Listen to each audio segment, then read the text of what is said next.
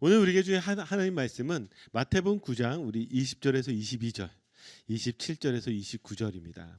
오늘 우리에게 주신 하나님 말씀은 마태복음 9장 우리 20절에서 22절, 우리 27절에서 29절입니다.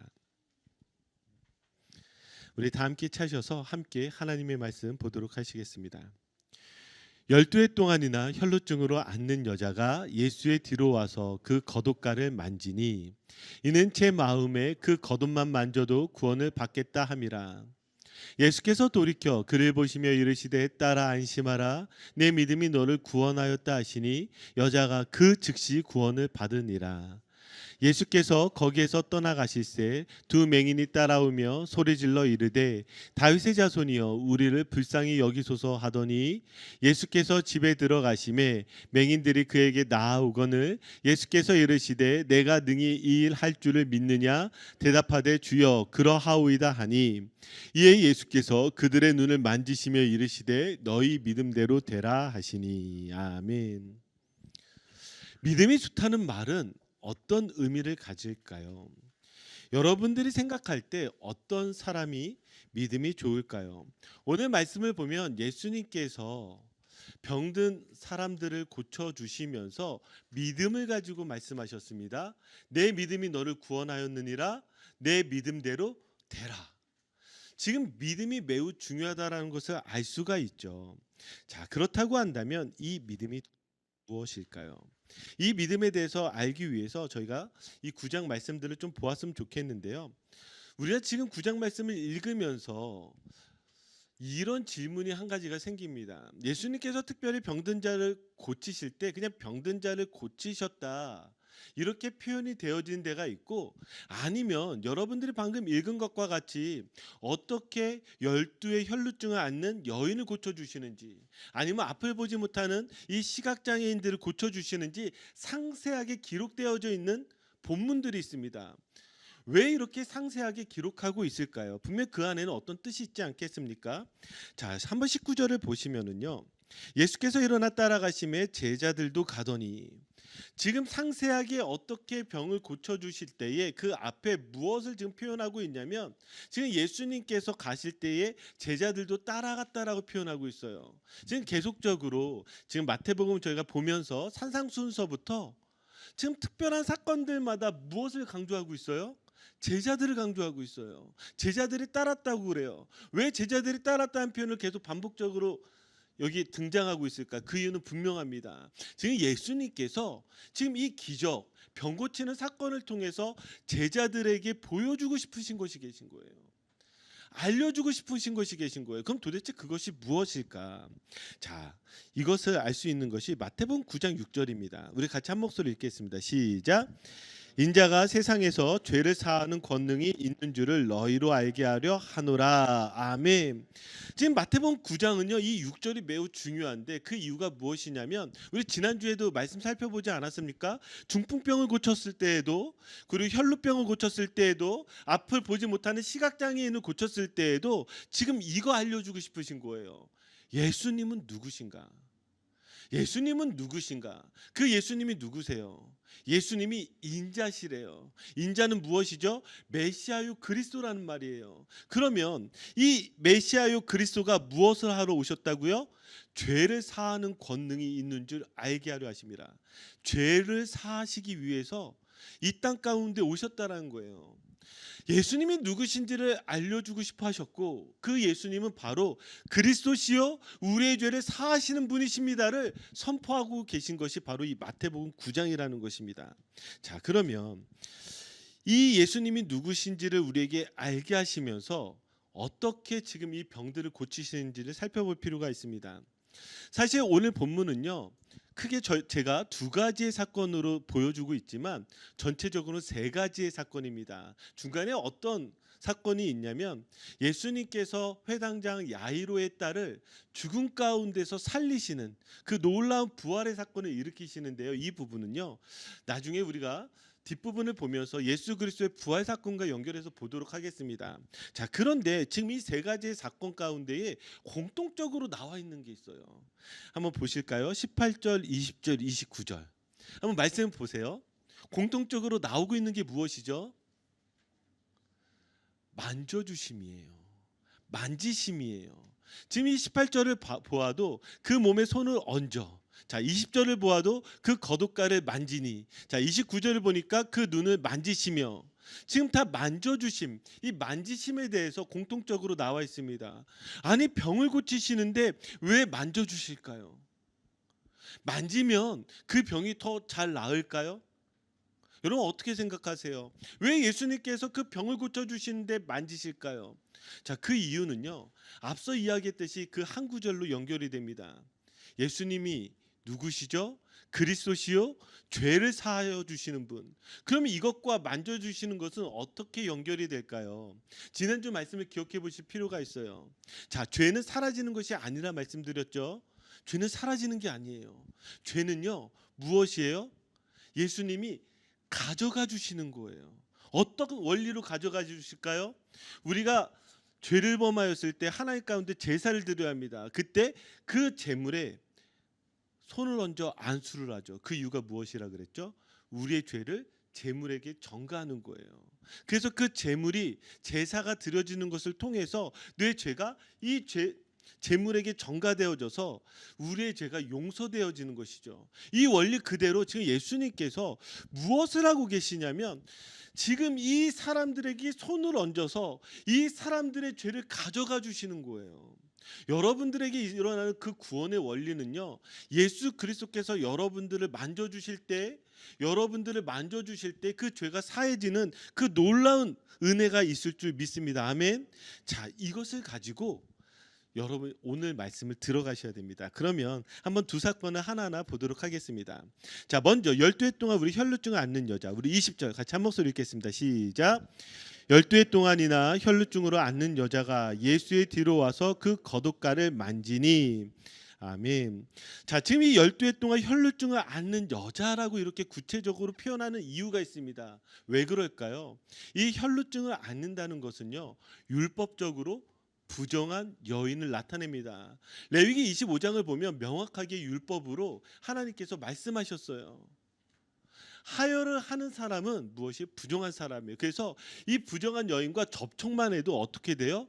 부정함이 옮겨지는 거예요. 죄가 전가되어지지 그 부정함이 옮겨지게 되어지는 것이죠. 그러니까 여기에 지금 이 12해 동안 혈루증을 앓는 여자를 무엇으로 등장하고 있냐면 부정한 사람으로 지금 등장하고 있습니다. 자, 그런데 이 여인이 무엇을 하죠? 예수의 뒤로 와서 그 겉옷가를 만지는 거예요. 그 겉옷가. 그럼 그 겉옷은 무엇일까요? 자, 이 겉옷은요, 이 유대인들이 입는 이 겉옷은 그 겉에 끝자락에 무엇을 달고 있냐면 술을 달고 있습니다. 이 술이라는 것이 히브리어로 치치트라는 말인데요. 이 치치트라는 것은 이것을 달아서 이것을 볼 때마다 하나님의 율법을 상기시키는 거예요. 하나님의 율법을 기억하게 하는 거예요. 그러니까 이 겉옷은 무엇을 상징하는 거예요? 하나님의 거룩함을 상징하는 것입니다. 그래서 마치 이 장면이 어떤 장면처럼 그려지냐면 인간의 부정함과 하나님의 거룩함을 대조적으로 보여주고 있는 것 같은 거예요. 그럼에도 불구하고 우리 안에 이런 질문이 생깁니다. 왜 이 여인이 이 예수님의 옷을 만졌을까? 자, 그것이요 21절입니다. 이는 제 마음에 그 겉옷만 만져도 구원을 받겠다 함이라. 그 여인 아마 간절했을 거예요. 그 겉옷만 만져도 분명히 내가 나을 수 있을 거야, 구원을 받을 수 있을 거야, 그런 생각을 했을 것입니다. 그런데 그거보다 좀 더 깊은 의미가 있습니다. 우리 한번 스가랴 말씀 보도록 하겠습니다. 스가랴 8장 22절 23절입니다. 우리 같이 한 목소리 읽겠습니다. 시작. 많은 백성과 광대한 나라들이 예루살렘으로 와서 만군의 여호와를 찾고 여호와께 은혜를 구하리라. 만군의 여호와가 이와 같이 말하노라. 그날에는 말이 다른 이방 백성 10명이 유다 사람 하나의 옷자락을 잡을 것이라. 곧 잡고 말하기를 하나님이 너희와 함께 하심을 들었나니 우리가 너희와 함께 가라 하노라 하리라 하시니라. 아멘. 자, 이 스가랴 8장은 어떤 말씀이 하나님께서 스가랴를 통해서 예언해 주셨어요. 하나님의 은혜가 임하는 그 날이 이 예루살렘에 올 것이라는 거예요. 하나님의 은혜가 임하여지는데 그 하나님의 은혜가 임하여지는 것을 보고 이방 사람들이 와 무엇을 하죠?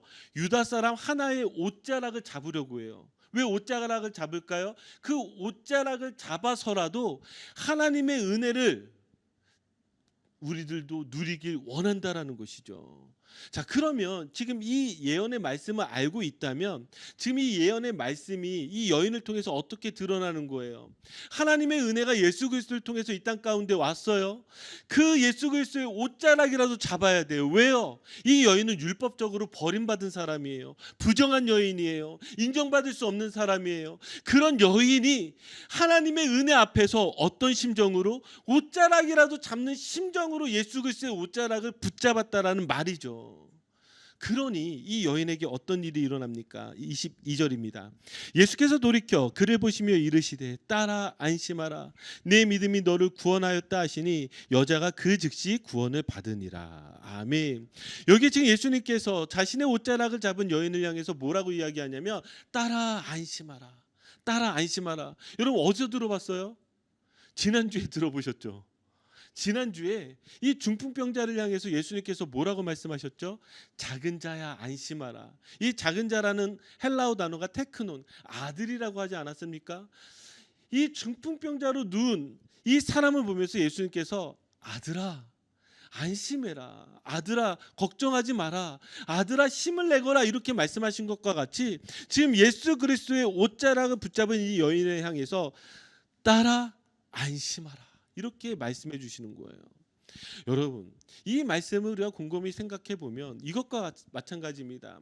하나님이 예수 그리스도를 통해서 우리에게 하나님의 은혜의 때를 보여주신 거예요. 하나님이 우리에게 은혜를 내려주시겠다라고 약속해 주신 거예요. 그러면 여기에서 나오는 이 믿음은 어떤 믿음이 돼야 되겠어요? 옷자락이라도 붙잡는 그 믿음. 야, 내가 이 옷자락이라도 붙잡아야 하나님의 은혜를 누리지 않겠는가? 그것이 바로 믿음이라는 것이죠. 자, 이것을 좀 더 설명하기 위해서요. 이 말씀과 매우 흡사한 말씀이 누가복음 7장 52절에 하나 누가복음 7장 50절에 나와 있습니다. 우리 한번 볼까요? 우리 같이 한 목소리 읽겠습니다. 시작. 예수께서 여자에게 이르시되 내 믿음이 너를 구원하였으니 평안히 가라 하시니라. 아멘. 여기서도 지금 이 혈루증을 앓는 여인과 같이 지금 예수 그리스도 앞에 나갔을 때에 이 믿음으로 구원을 얻은 것을 보여주는 한 사건이 나옵니다. 그런데 이 누가복음 이 7장의 사건은요, 어떤 사건이냐면 예수님께서 바리새인 시몬의 집에 계셨어요. 바리새인 시몬의 집에 계셨을 때에 죄를 지은 한 여인이 예수님 앞에 나옵니다. 그리고 예수님의 발 앞에 엎드려서 눈물을 흘리며 그 발을 적시고 자신의 머리털로 그 발을 씻겨드리고 그 다음에 향유를 붓는 것이죠. 그러니까 바리새인 시몬이 어떻게 이야기하죠? 아니 어떻게 선생이라는 사람이 저 죄지은 사람이 만지는 것을 가만히 둘 수 있느냐라는 거예요. 왜 이렇게 이야기할까요? 우리는 알고 있죠. 죄지은 사람이 만지면 어떻게 되는 거예요? 죄가 전가되는 거예요. 부정하게 되는 거예요. 그럼 멀리해야 되는데 왜 예수님은 그 여인을 그대로 할 수 있게 그만두었는가? 자, 예수님이 그때 이 시몬에게 이렇게 말씀하십니다. 47절 48절. 자, 우리 같이 한 목소리 읽겠습니다. 시작. 이러므로 내가 내게 말하노니 그의 많은 죄가 사하여졌도다. 이는 그의 사랑함이 많음이라. 사함을 받은 일이 적은 자는 적게 사랑하느니라. 이에 여자에게 이르시되 네 제사함을 받았느니라 하시니. 아멘. 자, 지금 이 바리새인 시몬과 이 여인의 믿음의 차이가 무엇인지를 분명하게 이야기하고 있어요. 그게 무엇이죠? 죄사함을 누가 더 크게 받았느냐라는 거예요. 이 말을 다시 쉽게 이야기하자면 누가 더 자기가 죄인인지를 더 깊게 알고 있느냐, 내가 받은 은혜가 얼마나 큰지 누가 더 알고 있느냐, 지금 이거 질문하고 있는 거예요. 이 바리새인 시몬은 확실하진 않지만 이 시몬 가운데 문둥병 가운데서 고침을 받아서 바리새인이 되었을 수도 있다라고 보고 있습니다. 그렇기 때문에 바리새인임에도 불구하고 예수님을 자신의 집으로 초대하지 않았겠습니까? 그렇다 하지 아니할지라도 분명히 예수님 가운데 무언가 은혜를 받았기 때문에 자신의 집으로 예수님을 초대했단 말이에요. 그런데 지금 왜 이 두 사람이 비교되고 있어요? 똑같이 구원의 선상에 있는데 어떤 사람은 그 은혜를 깊게 누리는 사람이 있고 어떤 사람은 그 은혜가 전혀 느껴지지 않는 사람이 있는 거예요. 오늘도 예배 가운데 나오면서 이 예배 가운데서 하나님 그저 내게 은혜 주세요, 이 그런 간절한 마음으로 예배 드린 사람이 있고, 어떤 사람은 드리든지 말든지 뭐라고 하든지 말든지 그렇게 앉아있는 사람이 있을 거예요. 그럼 이 두 사람의 차이는 무엇일까요? 어떤 믿음의 차이를 가지고 있을까요? 한 사람은 무엇이에요? 이 죄사함, 죄를 깊게 알게 되어지고 이 죄가 오직 예수 그리스도가 아니고서는 해결되지 않는다라는 것을 경험하고 나니까 그 안에 은혜가 있는 거예요. 저는 이 은혜가 여러분들에게 있기를 간절히 축복합니다. 아멘. 지금 이 혈루증 앓는 여인은 이 12년 동안 병을 앓고 부정한 여인으로 얼마나 소외당해지고 얼마나 힘들고 어렵게 살아갔겠습니까? 그 사람이 예수 그리스도를 향해서 간절한 마음으로 나갔을 때 그 부어주셨던 그 은혜가 여러분들에게 있기를 주님의 이름으로 축복합니다. 자, 두 번째로 등장하는 사람들이 두 맹인입니다. 27절 우리 같이 한 목소리 읽어보겠습니다. 시작. 예수께서 거기에서 떠나가실 때 두 맹인이 따라오며 소리질러 이르되 다윗의 자손이여 우리를 불쌍히 여기소서 하더니 아멘. 자, 예수님이 이제 거기에서 떠나실 때요, 두 맹인 시각장애인 두 명이 쫓아오게 됩니다. 자, 그런데 그들이 그냥 쫓아오지 않고 예수님을 향해서 이렇게 부르짖었습니다. 다윗의 자손이여 우리를 불쌍히 여기소서. 다윗의 자손이여 우리를 불쌍히 여기소서. 자, 여기서 우리가 보게 되어진 건 무엇이냐면, 먼저 이 맹인은요, 자, 어떤 사람들을 맹인이라고 표현되어지냐면, 우리가 이것도 지난주 말씀을 기억해 보면, 자, 이 사람이 맹인이 되었을 때, 시각장애인이 됐을 때에 유대인들은요 어떻게 생각했냐면, 하나님께 벌을 받아서 하나님 가운데 저주를 받아서 시각 장애인이 되었다고 생각을 했습니다. 그래서 요한복음 9장 말씀을 보면 제자들이 예수님께 이렇게 물었잖아요. 날 때부터 소경인 사람을 보면서 예수님, 이 사람의 죄 때문입니까? 아니면 이 사람의 부모의 죄 때문입니까? 그러니까 지금 여기에 맹인이 등장했을 때 유대인들은 어떻게 생각하고 있는 거예요? 아, 이 사람은 하나님 가운데 저주받은 사람이구나, 하나님 가운데 벌받은 사람이구나, 그래서 하나님 가운데 버림받은 사람이구나, 이렇게 생각할 수 있어요. 그러면 지금 연속해서 우리가 알 수 있는 건 뭐예요? 첫 번째 등장하고 있는 이 혈루증을 앓는 여인은 율법으로 부정한 사람이었어요. 맹인은 무엇이에요? 하나님 가운데 벌받고 저주받은 사람이에요. 지금 이 사람들이 예수님 앞에 뭐라고 이야기했다고요? 다윗의 자손이요, 이렇게 외쳤다라는 것이죠. 그럼 다윗의 자손 무엇일까요? 자, 우리 사무엘하 7장 12절 13절입니다. 자, 우리 사무엘하 우리 7장 우리 12절 13절 말씀 우리 같이 한 목소리 읽겠습니다. 시작. 내 수완이 차서 내 조상들과 함께 누울 때에 내가 내 몸에서 내 씨를 내 뒤에 세워 그의 나라를 견고하게 하리라. 그는 내 이름을 위하여 집을 건축할 것이요 나는 그의 나라 왕위를 영원히 견고하게 하리라. 아멘. 다윗이 성전을 짓기를 사모하였죠. 성전 짓기를 사모하였을 때에, 자, 나단 선지자를 통해서 하나님께서 다윗에게 말씀해 주신 거예요. 뭐라고 말씀하셨냐면, 너의 씨, 다윗의 씨, 즉 다윗의 자손을 통하여서 하나님께서 나라를 세우실 것이고 그 나라는 영원할 것이라고 그렇게 말씀해 주셨습니다. 그래서 이스라엘 사람들은요 늘 무엇을 기다렸냐면 다윗의 자손을 기다렸어요. 다윗의 자손은 무엇일까요? 바로 메시아, 그리스도, 이스라엘을 구원하여 주시고 나라를 세우시고 그 나라가 영원한 바로 그 다윗의 자손을 기다린 것이죠. 그래서 마태복음 1장 1절도요 무엇을 기다리며 쓰고 있는 것이죠? 아브라함과 다윗의 자손 예수 그리스도의 계보라. 여기 명확하게 이야기하죠. 다윗의 자손, 다윗의 자손이라고 명확하게 이야기하고 있습니다. 즉 여기에서 지금 이 맹인들이 예수님을 향해서 부르짖을 때 다윗의 자손이여라고 부르짖는 것은 예수님 당신이야말로 지금 구약에서 우리에게 약속해 주셨던 바로 그분이십니다.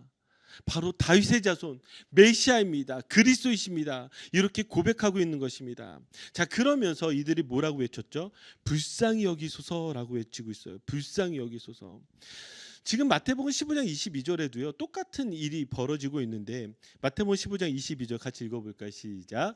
가난한 여자 하나가 그 지경에서 나와서 소리질러 이르되 주 다윗의 자손이여 나를 불쌍히 여기소서 내 딸이 흉악하게 귀신 들렸나이다 하되 28절 이에 예수께서 대답하여 이르시되 여자여 내 믿음이 크도다 내 소원대로 되리라 하시니 그때로부터 그의 딸이 나으니라. 아멘. 지금 이 자신의 딸이 귀신이 들려서 지금 예수님을 향해서 부르짖었단 말이죠. 근데 이 여인도 뭐라고 부르짖고 계세요? 다윗의 자손 예수시여. 뭐라고요? 불쌍히 여기소서. 불쌍히 여기소서라는 이 말에 예수님이 뭐라고 대답하시죠? 내 믿음이 크도다. 자, 그러면 여기에서 보게 되는 믿음은 도대체 무엇일까요? 믿음은요, 예수 그리스도 앞에 그분이 나를 왜 구원하시냐라는 거예요. 나를 왜 살리시냐라는 거예요. 그게 무엇이죠? 나를 불쌍히 여기셨기 때문이라는 거예요. 예수님이 나를 불쌍히 여기시지 아니하시면 우리는요 도저히 살 수가 없는 사람입니다. 도저히 살 수가 없는 사람이죠. 자, 그래서 여기 29절 보시면 이에 예수께서 그들의 눈을 만지시며 이르시되 너희 믿음대로 되라 하시니 여기서 동일하게 너희 믿음대로 되라라고 이야기를 하는데 그럼 한번 생각해 봅시다. 도대체 믿음이 뭘까요? 믿음대로 예수님이 이렇게 말씀하셨는데 도대체 믿음대로는 도대체 어떤 말씀이 될까요? 우리는 이 믿음이 무엇인지를 오늘 말씀을 통해서 분명하게 알 수가 있습니다. 이 믿음은요 우리가 생각하는 그런 믿음이 아니에요. 우리가 생각하는 믿음은 내가 얼마나 기도를 열심히 하는지, 내가 얼마나 성경을 열심히 읽는지, 내가 얼마나 헌신했는지, 우리는 그 믿음을 무엇으로 생각하죠? 행위들로 생각을 합니다. 그래서 어떻게 생각하는 거예요? 나 정도면 괜찮아. 나 정도면 잘 믿었어. 그러면서 우리는 우리의 믿음을 그렇게 판단하고 결정합니다. 근데 여기에 나와 있는 믿음은 어떤 믿음이에요? 예수님이 아니면 도저히 안 된다라고 이야기하는 거예요. 예수님, 내가 나를 보니 율법으로 이렇게 부정한 사람이요 하나님 가운데 버림받은 것과 같이 벌받은 것 같이 이렇게 살고 있는데 그래서 나를 불쌍히 여겨주시지 아니하시면 도저히 나는 살 수도 없고 살아날 수도 없고 나는 바뀔 수도 없고 주님 나를 불쌍히 여겨주소서. 이게 바로 믿음이라는 것이죠. 우리가 교회 안에서 가르치는 가장 잘못된 믿음의 방식들이 무엇이냐면 빌립보서 우리 4장 말씀에 나오잖아요. 내게 능력 주신 자 안에서 내가 모든 것을 할 수 있느니라. 내게 능력 주신 자 안에서 모든 것을 할 수 있대요. 그래서 이게 믿음이에요. 그래요. 나 다 할 수 있어요. 나 다 이뤄낼 수 있어요. 그런데 이 말씀 곰곰이 생각해 보세요. 능력이 지금 누구에게 있어요? 내게 있어요. 능력 주시는 자에게 있어요. 능력 주시는 자에게 있어요. 내가 할 수 있다고요? 아니요. 그 안에서 할 수 있다라고 바울이 고백하고 있는 거예요. 그러면 자, 여기에서 나와 있는 우리에게 말씀하고자 하는 그 믿음의 모습, 제자들과 혹은 바리새인과 서기관들과 지금 예수님을 따르는 그 사람들 앞에서 예수님이 뭐 얘기하고 있냐면 우리가 생각하는 그 믿음이 잘못됐다라고 이야기하는 거예요. 만약에 그런 믿음이라면 차라리 바리새인들을 칭찬했을 거예요. 서기관들을 칭찬했을 거예요. 그렇지 않습니까? 그런데 그렇게 아니라 왜 이 12의 혈루증, 왜 이 두 맹인을 향해서 그렇게 말씀하셨을까? 그 이유는 하나입니다. 믿음은 내게서 있는 게 아니에요. 오직 예수 그리스도께 있는 것을 믿는 거예요. 나는 도저히 구원받을 수 없는 연약한 사람입니다. 나는 도저히 내 삶을 바꿀 수 없는 연약한 사람입니다. 그래서 주님 도우심이 필요합니다. 주님 나를 도와주세요. 그렇게 부르짖고 달려나가고 그 옷자락을 붙잡고 주님을 향해서 그렇게 부르짖는 사람만이 무엇이에요? 그 안에 놀라운 은혜가 임하여진다는 거 여러분 믿으시기 바랍니다. 이게 사라지니까 간절함이 사라져요. 여러분 하나님의 은혜가 임하였을 때 여러분들이 달려나가 그 옷자락이라도 붙잡는 부르짖는 그 믿음이 있어야 되지 않습니까? 매주마다 똑같이 드려지는 예배 가운데에서 머리로만 잔뜩 알고 내 믿음으로 만족하고 나 정도면 괜찮아. 나 정도 헌신했으면 나 그냥 괜찮아. 이렇게 여러분 만족하며 살아가신다면 예수님이 다시 말씀하시는 거예요. 너 자신을 보라는 거예요. 너도 이 부정한 여인과 같아. 너도 하나님 가운데 벌받은 이 사람들과 같아. 어떻게 너가 너를 바꿀 수 있겠니? 오직 하나예요. 예수 그리스도 앞에 달려나가 예수 그리스도를 향해 부르짖으며 예수 그리스도의 옷자락이라도 붙잡으려고 하는 사람에게 하나님의 은혜가 임하게 될 줄 믿습니다. 여러분, 그래서 믿음은 내 죄가 깊다는 것을 알게 되는 거고, 그 죄가 깊으면 깊을수록, 그 죄를 알면 알수록 하나님의 은혜가 더욱더 크게 임하는 것입니다. 이것을 여러분 기억하셔야 돼요. 자, 이제 말씀을 마무리 짓도록 하겠습니다. 요즘 제가 일주일에 한 번씩 저희 아이들 밥을 해주거든요. 일주일에 한 번씩 밥을 하는데 얼마나 제가 요리를 못하는지, 얼마나 할 때마다 이렇게 시험 드는 거예요. 제가 내가 왜 이걸 한다고 했을까? 내가 왜 애들한테 밥을 해준다고 했을까? 근데요, 이게 밥 해주신 분들은 아시겠지만 맛있게 먹으면 너무 좋아요. 너무 행복하고 만족감이 와요. 근데 진짜 정성껏 했는데 이렇게 조금 먹다가 숟가락을 내려놓으면 알잖아요. 아유, 이놈의 자식들이 막 이러면서 열불이 나요. 근데 제가 항상 아이들한테 교육을 시킬 때 감사합니다, 고맙습니다를 꼭 말하게 시켜요. 맛없을 때에도 감사합니다, 고맙습니다. 맛있을 때에도 감사합니다, 고맙습니다. 이 말을 시켜요. 그런데 아이들이 진짜 맛있잖아요. 아빠 진짜 오늘 최고야. 너무 맛있었어. 너무 좋아. 맛없잖아요. 아빠 고마워. 땡큐. 이렇게 끝나요. 이걸 고스란히 우리의 삶 가운데 들어가 보면 은혜가 깊다라는 것은 무엇일까요? 내 죄가 얼마나 깊은지 알면, 내 죄가 얼마나 더러운지 알면, 그래서 하나님이 주신 그 은혜가 얼마나 큰지 알면 그 사람의 믿음은 무엇이에요? 큰 믿음이 되는 거예요. 그런데 그걸 모르는 거예요. 요만큼만 아는 거예요. 요만큼만 아는 사람은 요만큼의 하나님의 은혜를 누리는 거예요. 여러분들은 어떤 분들이 되시겠습니까? 여러분들은 하나님의 은혜를 얼만큼 누리시겠습니까? 여러분, 하나님의 깊은 은혜를 누려서 여러분들의 마음 깊숙한 곳에서부터 나오는 하나님 정말 고맙습니다, 하나님 정말 감사합니다, 그런 믿음의 고백이 여러분들에게 있기를 주님의 이름으로 축복합니다. 우리 같이 기도하겠습니다.